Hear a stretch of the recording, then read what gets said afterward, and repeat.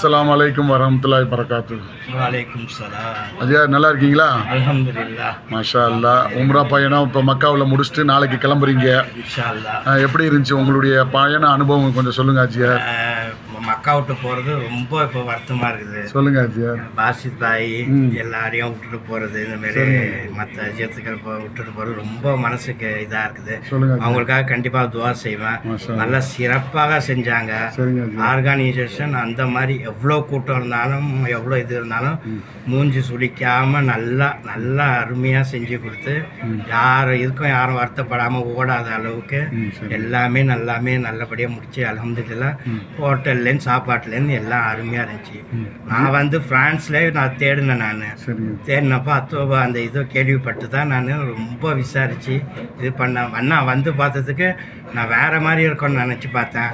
ஆனால் அல்லாஹ் அவங்க மூலியமாக எங்களுக்கு ரொம்ப ஈஸியாக அல்ஹம்துலில்லாஹ் அந்த உம்ரா செஞ்சு ஒன்று பயந்துட்டு இருந்ததில்ல.